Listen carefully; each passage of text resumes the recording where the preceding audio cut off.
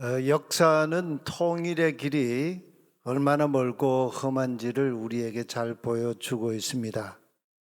우리나라의 과거 역사 삼국시대가 있지요. 신라, 백제, 고구려 이 삼국시대가 있었는데 백제는 계속 북진을 해보려 하고 그리고 고구려는 또 남진도 하려 하고 그 사이에 내륙에 이렇게 끼어가지고 깊숙한 이 신라는 새로운 돌파구를 찾으려고 하는 이 각축 시대가 있었습니다. 그러다가 이제 신라가 당나라와 연합해서 백제를 복속시키고 그리고 고구려를 복속시키면서 이제 삼국을 통일하는 그런 시대를 열어가죠. 그런 가운데에서도 당나라는 신라와 연합군을 형성해서 백제를 치고 고구려를 칠 때에도 아예 이 한반도를 집어삼키려는 그런 야욕을 가지고 전쟁에 동참했던 그런 역사를 우리가 보지 않습니까? 그래서 마지막에는 이 신라가 당나라와 함께 맞서서 싸우는 그런 치열한 이 전쟁을 거듭하면서 당군을 몰아내고 그리고 신라 삼국 통일 시대를 열어가죠. 그렇지만 신라의 이 삼국 통일 시대도 그렇게 오래 가지를 못합니다. 또 발해라고 하는 북쪽에 우리 이 고대 국가가 역사가 있다는 걸 알게 되면서 삼국 통일 시대 이 문제를 그냥 우리가 그대로 받아들일 수 있느냐, 남북국 시대가 있었던 게 아니냐, 이런 여러 가지 복잡한 역사에 대한 이해들을 우리가 하지 않을 수가 없지요. 80년째 우리 남북 분단의 역사적인 피해를 겪고 있는 우리나라도 현대 역사도 예외는 아닙니다. 그런가 하면 반면에 분열한다는 것은 얼마나 쉬운 일인가 하는 게 또 역사가 우리에게 보여주고 있는 교훈 아닙니까? 특히 우리나라의 개신교단의 이 사분오열의 이 역사는 이제 그 길을 잃어버린 듯 한 마음이 들기까지 합니다. 교단이 수백 개가 되지 않습니까? 지금 이런 분열의 수렁으로 점점 더 빠져들고 있는 이스라엘의 통일 왕조 말기 상황을 우리가 지금 보고 있는데 마지막으로 찾아온 그 기회마저 놓쳐버린 통일 왕조의 그 마지막 기회, 기어코 분열을 초래하고 있는 어리석은 결정들을 우리가 고스란히 지금 대하고 있습니다. 이미 앞서 솔로몬 왕 시대에 누렸던 유례 없는 부귀 영화 뒤에는 어두운 그림자가 짙게 드리워져 있었다는 것을 우리가 지난 시간 말씀을 통해서 보았지요. 솔로몬 왕이 각종 국책 사업으로 대형 건설 사업을 일으켰습니다. 그래서 무리하게 동원되는 물적 자원, 또 인적 자원, 또 외국과의 무역에서 속국으로부터 받아들이는 조공만으로는 지탱할 수 없는 왕궁의 그런 화려한 그런 소비, 또 국가적인 그런 이 소비 문제는 이스라엘 백성들에게는 감당하기 어려운 그런 무거운 짐이었죠. 더 이상 그들은 감당할 수 없는 멍에를 메고 있었습니다. 이 솔로몬 왕 시대의 역사의 실체이지요. 솔로몬 왕이 죽고 르호보암이 유다의 왕이 된 그 즈음에 온 이스라엘 통일 왕국의 왕의 자리를 이렇게 인정을 받아야 되는데 북쪽 지파의 10지파 사람들은 르호보암을 아직 왕으로 완전히 받아들이지를 못했습니다. 그들이 세겜에 모여 있다는 것 소식을 듣고 르호보암이 세겜으로 가지요. 그래서 세겜에서 북쪽 지파 10지파의 그 이 지도자들과 함께 마주 앉습니다. 그 협상은 협상 구실이 아니었죠. 북쪽 열 지파 사람들에게는 생존을 위한 마지막 정당한 요구를 르호보암에게 제시를 했습니다. 이들의 요구 뒤에는 보다 깊고 미묘한 문제가 거기에 도사리고 있었지요. 솔로몬이 펼친 유다 지파에 대한 노골적인 우대 정책이 깊은 고를 형성해 왔습니다. 솔로몬이 유다 지파 중심으로 유다 지파에게 너무나 큰 우대 정책을 펴면서 북쪽 열 지파 사람들에게 중노동, 중과세 이것을 집중적으로 하면서 이 지파 간에 깊은 골이 간극이 생겨나 버렸어요. 결국 그것은 다른 지파들의 강한 불만 요소가 되지요. 이는 이스라엘 지파의 연합적인 그런 평등이나 연합 사상에 반하는 그런 정책을 솔로몬 왕이 쭉 펼쳐왔습니다. 결국 분열의 요인을 열왕기 기자는 15절에서 두 가지를 거론하고 있었죠. 첫째는 르호보암 왕이 아버지 솔로몬 왕이 통치할 때 북쪽 지파 백성들에게 지었던 중노동, 중과세를 가볍게 해달라는 백성들의 말을 듣지 않았기 때문이다. 분열의 요인을 첫 번째로 열왕기 기자가 그렇게 말하고 있습니다. 그리고 또 한 가지 이유는 일이 이렇게 돌아가게 하신 분은 통일왕국을 이루었던 나라가 남과 북으로 두 쪽 나는 이 사태가 일어난 그 역사의 전환 이유는 야훼께로 말미암은 것이다. 이렇게 열왕기 기자가 밝히고 있습니다. 이 중에서 우리는 두 번째 이유, 언뜻 상식적으로 이해하기가 쉽지가 않습니다. 아니, 하나님께서 나라를 두 쪽으로 갈라놓으셨다는 말인가? 그럴 리가 있겠습니까?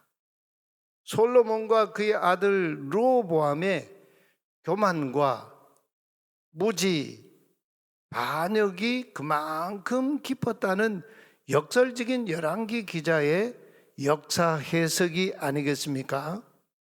결국 신명기 28장에서 모압 평지에서 모세가 이스라엘 백성들과 함께 가나안 땅에 들어가기 전에 언약을 갱신하면서 약속의 땅 가나안 땅에서 너희들이 살아갈 때 야훼의 토라 말씀을 순종하면 그 땅에서는 범사가 축복을 받는다. 그러나 불순종하면 범사가 저주를 받는다 하는 이 말씀이 그 약속의 땅에서 그대로 작동하고 있는 적나라한 역사의 실체를 우리에게 보여주고 있는 거죠. 무슨 얘기입니까? 약속의 땅에서 범사가 복이 되는 삶을 저버린 선대왕 솔로몬 왕과 그의 아들 르호보암의 무지 그리고 교만, 하나님 경외 신앙은 안중에도 없는 그 결과가 통일 왕국의 분열을 초래하고 말았다는 열왕기 기자의 역사 해석이죠.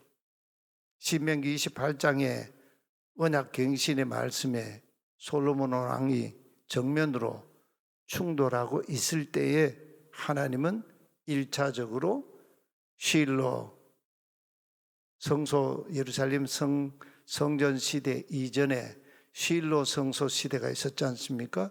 그 실로 출신 예언자 아히야를 보내서 느밧의 아들 여로보암에게 하신 말씀을 끝내 이루게 하셨다는 사건으로 열왕기 기자는 이 분열의 문제를 해석하고 있습니다. 북쪽 열 지파 사람들은 다윗 왕조에 대한 더 이상의 미련을 버리고 말았습니다. 달리 표현하면 북쪽 열 지파 사람들에게는 더 이상 다윗 왕조는 무조건 받아들여야 하는 제도가 아니었다는 얘기죠. 조건을 걸 수도 있고 거부할 수도 있는 제도가 되고 말았다는 그 이야기이지요.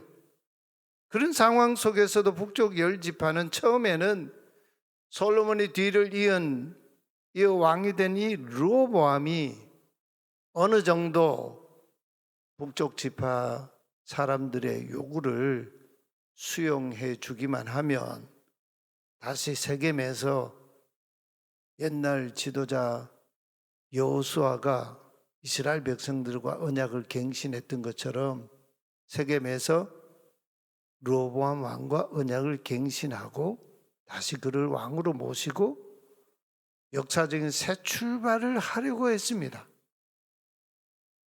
우리는 열왕기상 12장의 열왕기 기자의 증언을 통해서 무엇을 볼 수 있습니까? 르호보암에게도 분명히 분열의 책임이 있지만 르호보암의 어리석음은 솔로몬으로부터 이어져 내려온 죄를 처벌하는 수단이 되었다 하는 점을 열왕기 기자는 아주 분명히 하고 있습니다. 그 선대왕 솔로몬의 그런 이 죄악에 대한 하나님의 심판이라는 거죠. 그런가 하면은 그 정반대로 북쪽의 열 지파를 이끄는 여로보암에게는 분열의 책임이 없다라는 걸 분명히 하고 있습니다. 도리어 분열이 하나님의 은혜로 간주되고 있다는 거예요. 14장에 가면 그 이야기가 나와요. 그래서 우리가 12장을 읽을 때 두 가지를 읽어내야 합니다. 첫째는 죄와 심판이라는 신명기적인 하나님의 말씀이 지금 르호보암 왕 때 그대로 그 말씀이 지금 실현되고 있다는 거예요.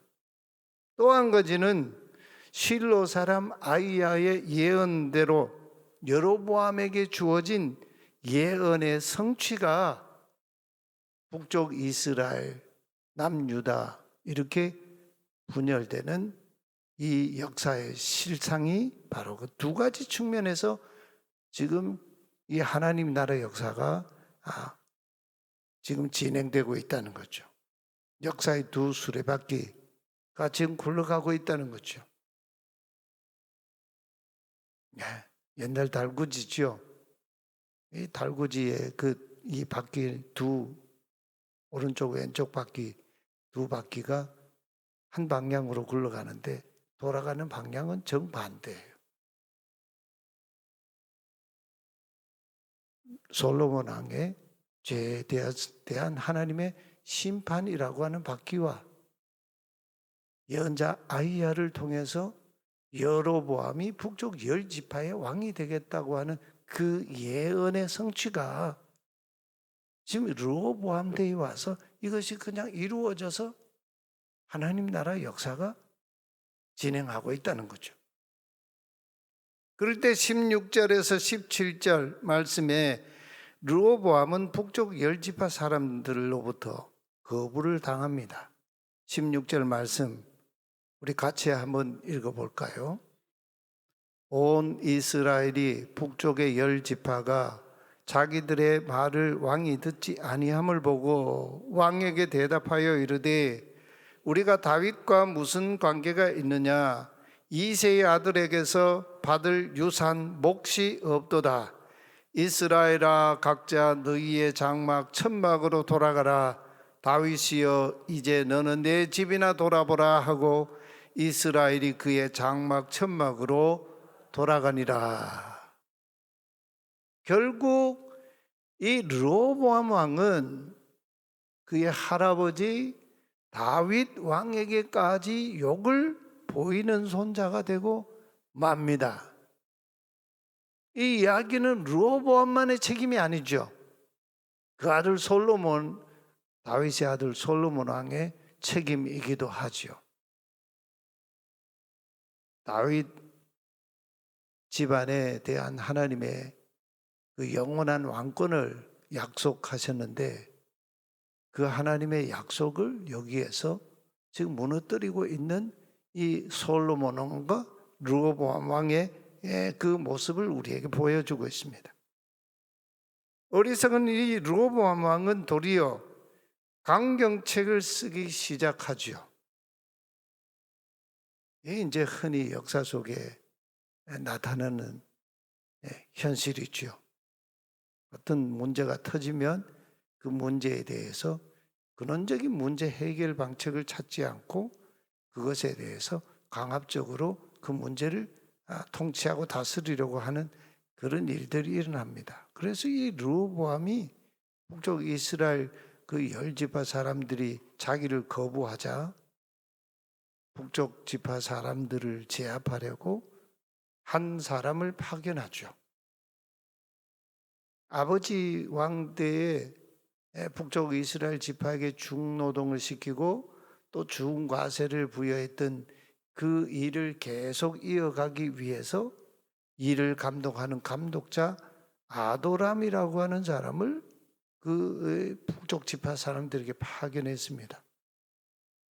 아버지 솔로몬 때처럼 북쪽 이스라엘 사람들의 노동력을 그대로 유지해 보겠다는 그런 이 정책을 핀 거죠. 근데 이스라엘 사람들이 어떻게 했습니까? 르호보암 왕이 보낸 아도람에게 돌을 던져서 그를 쳐 죽이고 말았습니다. 그의 명령과 그의 이 지도를 따르지 않고 그에게 오히려 돌을 던져 그를 쳐 죽이고 말았습니다. 상황이 이렇게 급박해지자 르호보암은 그제야 실상이 어려웠다라는 걸 판단하고 정신을 가다듬고 전투술에 병거에 올라 예루살렘으로 달아났다 합니다.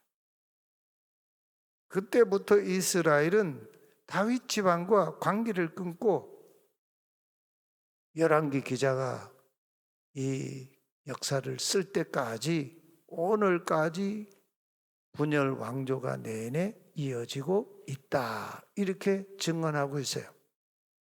결국 20절에 세겜에 모여 있던 이스라엘은 느밧의 아들 여로보암을 그들 무리 가운데로 불러냅니다. 공적인 자리로 불러냅니다. 그래서 온 이스라엘 북쪽 열 지파를 다스리는 자기들의 임금으로 세웠습니다. 열왕기 기자가 이렇게 말하죠. 유다 지파만 빼고는 아무도 다윗 집안을 따르지 아니하였다. 지도를 한번 보실까요?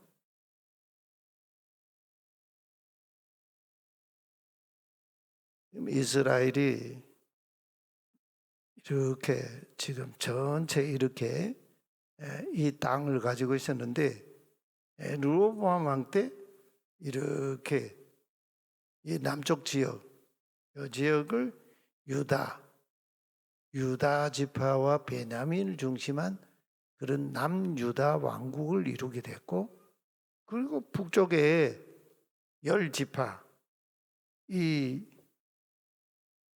훨씬 북쪽이 더 땅이 많지요.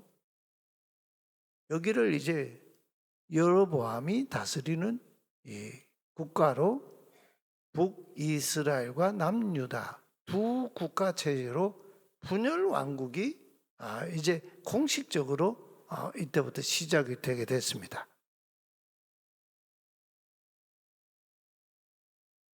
여기서 우리는 한 가지 주목할 게 있어요. 여로보암이 왕이 된 것은, 북쪽 열 지파의 왕이 된 것은 합법적인 것일까요? 불법적인 것일까요? 열왕기 기자가 뭐라고요? 증언하고 있습니까? 이것은 합법적인 왕이다. 이걸 지금 우리에게 말씀하고 있어요. 분열이 되어서 북쪽에 여로보암이 북이스라엘의 왕이 되었다. 이거는 합법적이라는 거예요. 불법적인 왕이 아니라는 거예요. 어떻게 생각하십니까? 여로보암은 아히야 예언자의 예언 그대로 왕이 됐습니다. 하나님께서 기회를 부여하신 북쪽 10지파의 합법적인 왕이 된 것이지요. 그도 역시 하나님의 뜻을 예언했던 예언자 아이야에 의해 왕으로 임명된 것이 사실이라는 거예요. 앞으로 보게 될 열왕기상 14장 7절에 가서 여로보암에게 말씀해 주시오. 야훼 이스라엘의 하나님이 이렇게 말씀하셨습니다. 내가 너를 백성 가운데서 높였다. 나의 백성 이스라엘을 다스릴 지도자로 너를 세웠다. 이렇게 하나님이 말씀하고 계시는 걸 우리가 볼 수 있어요. 그런데 여기까지는 합법적인데 왕이 된 여로보암이 그 왕위에서 통치를 어떻게 했을까요? 그 결과가 어떤 결과를 가져오게 됐을까요? 이게 이제 하나의 숙제로 남는 거죠. 그런가 하면 한편 치욕적인 협상 실패를 하고 예루살렘으로 급하게 도망쳐 돌아온 르호보암은 잃어버린 북쪽의 10지파를 회복하여 자기의 통치 아래로 수하로 만들기 위해서 온 유다 지방과 베냐민 지파의 용사 18만 명을 모집했습니다. 그래서 전쟁하기 위해서 전쟁을 준비했습니다. 그러나 바로 그때에 하나님께서 하나님의 사람 스마야를 르호보암 왕에게 보내 말씀하십니다. 두 가지를 말씀하셔요. 첫째는 내 동족 형제에게 전쟁하러 올라가지 말라. 하나님이 명령하셨어요. 너의 형제 이스라엘 사람들과 싸우지 말라. 저마다 다 자기 집으로 돌아가라 했습니다. 그리고 두 번째로 일이 이렇게 된 것은 내가 뜻한 것이다. 나 야훼가 허용한 일이다. 하나님이 스마야를 통해서 이 두 가지를 말씀하셨습니다. 전쟁을 중지하라고 명령하셨습니다. 이 말씀을 듣고 르호보암은 당장에는 전쟁을 벌이지 않았지만 그러나 이 평화는 오래 가지 못했습니다. 열왕기상 14장 30절에 가면 르호보암과 여로보암 사이에 늘 전쟁이 있었다 합니다. 무엇이 그들로 서로 전쟁하게 했을까요? 평화란 무엇을 말하는 것일까요? 르호보암 왕과 북이스라엘의 초대왕 여로보암 둘 다 왕권 권력과 통일 왕조가 두 나라 왕조로 분열되게 된 그 이유, 역사적 이유, 하나님의 마음이 어디에 있는지를 깨닫지 못하는 영적 아둔함, 어리석음, 하나님의 소리를 듣지 않으면서 오는 분열 상황이라 하지 않을 수가 없지 않습니까? 르호보암은 나라가 두 쪽 나게 되었을 때에 북쪽 세겜에 모인 북이스라엘 사람들이 요구를 듣고 자기 젊은 정치 가신들의 자문을 듣고 내 아버지 솔로몬이 너희에게 부과했던 중노동 그 중과세가 내 새끼손가락이라면 내 아버지의 허리보다 내 새끼손가락이 더 굵다. 그 마음 그 정신을 르호보암이 버리지 않았지 않습니까? 내 아버지는 채찍으로 너희를 다스렸지만 나는 정갈과 채찍으로 너희를 다스리리라. 그 통치 기조를 버리지 않았습니다.